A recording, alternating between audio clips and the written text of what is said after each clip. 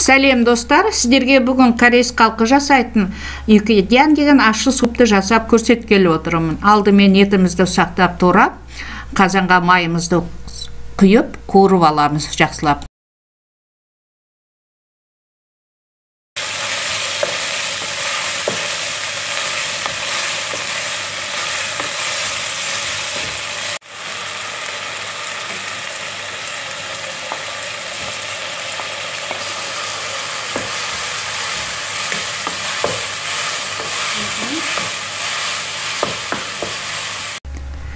Міне етіміз бен пиязымыз жақсылап қуырылды. Ұсақтап тұрылған чеснокты салып жатырмын. Және 2 ас қасық соя соусын құйдым.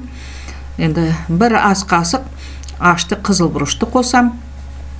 Және 2 литр қайнаған суды құям. Енді тұзын қазір салмаймыз, тұзын соңына таман саламыз. Бұл супқа қосылатын жаңағы саңырауқұлақ, шпинат, паприкник, морская капуста, өнген маш барлығын дайын салат күйінде көк базардан сатып алдым. Мен бәрін салып жатырмын.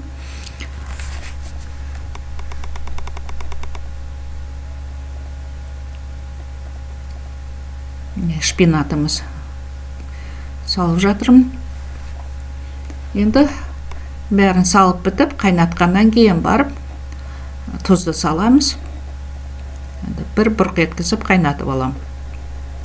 Қайнады, міне тұзды салып жатыр. Мен тұзды бәріңіз білесіздер, дәміне қарай саласыздар. Бұрышты да дәміне қарай саласыздар. Енді қайнағаннан кейін барып, мынандай стеклянный лапшамыз саламыз. Бұл әрине тез піседі. Бұл супқа, бұл лапшаны салуға да болады, салмауға да болады. Мен жақсы көрем, сол себепті міне салдым. Өте керемет дәм.